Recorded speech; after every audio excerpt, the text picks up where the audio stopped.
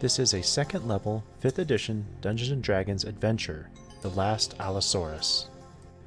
This adventure begins in the middle of a village after the players are done shopping for what they need. The players begin at the top of the map, in the middle of a small desert town, on the border of a jungle. The players see a man arguing with a dummy that's situated atop of an Allosaurus. However, it appears that the dummy is capable of talking.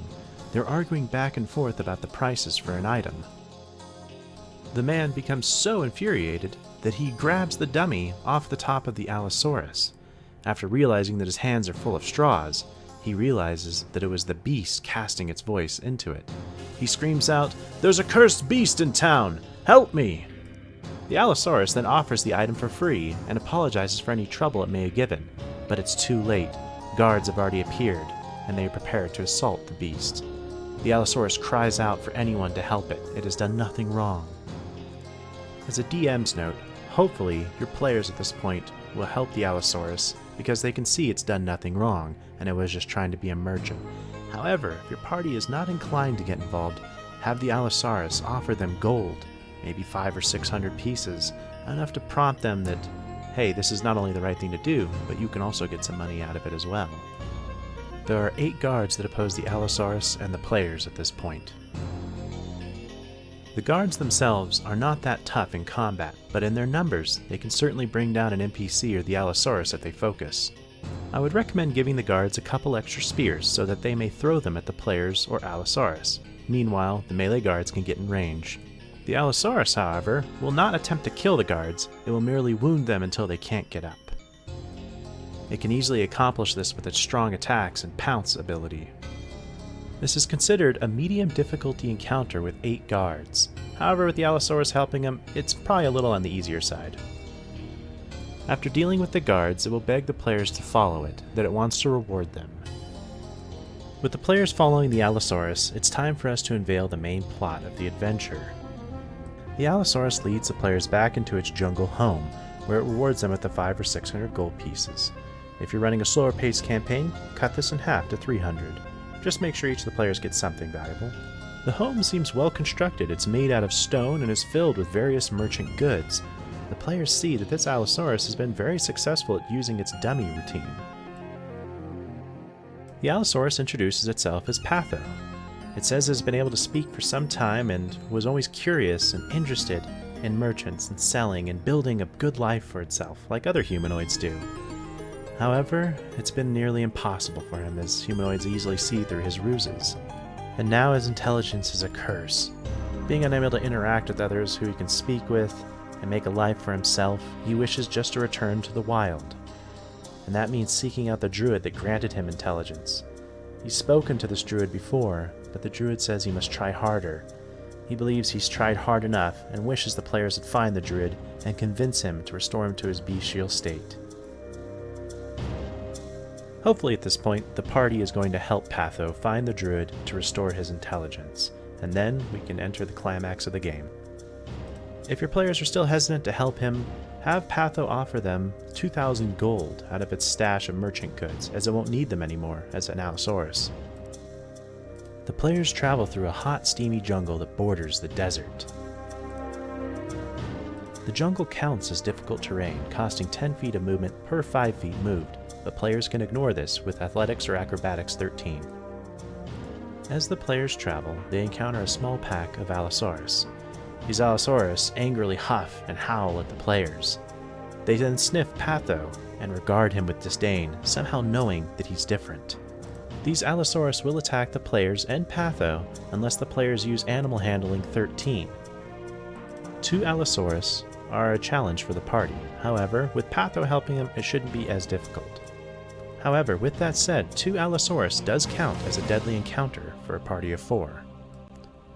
After dealing with the Allosaurus, Patho will lament that not even his own kind will accept him. He feels like he belongs both to the worlds of the humanoids and that of the Allosaurus, but can fit in neither.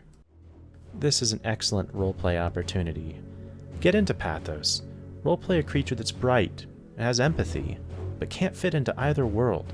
Characters that are tieflings should certainly understand. Maybe make Pathos make a comment to that end. After traveling for some time and sweating through their armor, the players finally arrive at the Druid's Grove, deep into the desert, far away from any civilization. The Druid's home is in the canopy of the jungle. The Druid himself exits through a spiral staircase that winds down into a giant bed of leaves. The Druid will greet Patho warmly, as if it's a child of his own. It will introduce himself as Nejowit, the Druid, the master of the grove. Patho will complain loudly, saying that it cannot bear its existence anymore, that it has tried hard, but it can't fit into the world of the humanoids, and even its own Allosaurus kind do not want to be around it. Nejowit will calmly listen to Patho's complaining, and like a patient parent, will explain to the Allosaurus that it gave it intelligence as a gift, that it has to try harder, and to expect setbacks in its journey, and that he does not want to return it to its bestial state. The players have a couple options here to persuade the Druid. They can intimidate the Druid, or they can persuade it to see Pathos' pain and to change his mind. If the players are successful with their persuasion, the Druid is moved by their words and brought to tears, truly seeing the pain and the efforts the Allosaurus has put into trying to build a life for itself. He agrees to restore the Allosaurus back to its bestial state. On a failure, the Druid is still moved by the players' words, but it demands a payment from the players. They must agree to be part of a ritual to never harm the jungle that they are in.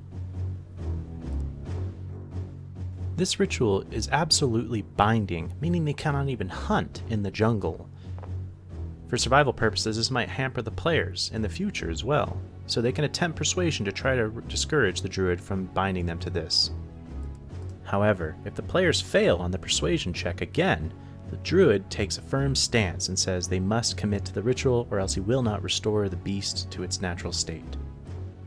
If the players are successful in using Intimidate, the Druid is impressed that the players would die to protect Patho, a creature they've only known for a few days. The Druid will agree to restore Patho to its natural state. If the players fail on their Intimidate check, the Druid is extremely angered that they would threaten him in his own home, but he is still impressed with their efforts. He does agree to return Patho to his natural state, but states that the players may never enter the jungle again. With everything in place, it's time to reflect on all that's happened and tie up the loose ends of Patho. As the Druid begins the ritual, Patho thanks the party for all that it's done for it. No humanoids have ever shown him any care or love before. He wishes more were like them in this world, and he hopes that they will continue to help others as they've helped him. As his last action, the Allosaurus gives them a key attached to a belt strapped around its waist. It's the key to its warehouse, where all of its goods are stored. With that, it bids them farewell, and the Druid begins the ritual. Vines grow around the Allosaurus as the Druid chants. The creature shakes and trembles as if something is being drained and ripped from it. And finally, it howls a bestial howl. It collapses to the ground. The Druid holds back the players if they rush towards it. It is fine, the Druid states. After a minute, the Allosaurus opens its eyes again, claws the ground, sniffs towards Nejowit and the players. You can almost see a glint of recognition in its primal eyes, trying to grasp something it can't quite understand anymore. And then it pads off into its natural habitat, the jungle, returned once more to its natural state. There's a number of things at this point that can happen. If the players fail to intimidate the Druid, they'll be barred from the jungle forever. The Druid will actively hunt them if they enter it. However, if the players did not intimidate the Druid and they succeeded with persuasion, they're free to go back to Patho's warehouse. Also, the players can sneak into Patho's warehouse. For loot, I recommend using the Treasure Hoard as a challenge 2 in the DMG. The DMG recommends that you roll twice for treasure hoards. I've given my players a bit more just so they have more options to use, and some treasure that might be appropriate that the Allosaurus would accumulate over the course of its career as a merchant. And so that wraps up our adventure. But we're not done yet. I'd like to discuss some ways we can add this into your existing campaign. An easy way to incorporate this into your campaign would be to have the players hear about a greedy merchant riding atop a great reptilian beast and that's scamming the local villagers, the village that they're in. Another way is that the party encounters a traveling merchant that tries to overcharge a caravan, but notices the man riding on top of the Allosaurus is merely a man made of straw. For a twist, you might have the party encounter the Druid Nejowit watching a great reptile count gold, but then walks through a tree as he's seen he's been discovered. And so, our adventure has come to a close, the last Allosaurus. I hope you've all enjoyed this adventure, and as always, keep rolling those dice. I'll be coming out with more adventures soon.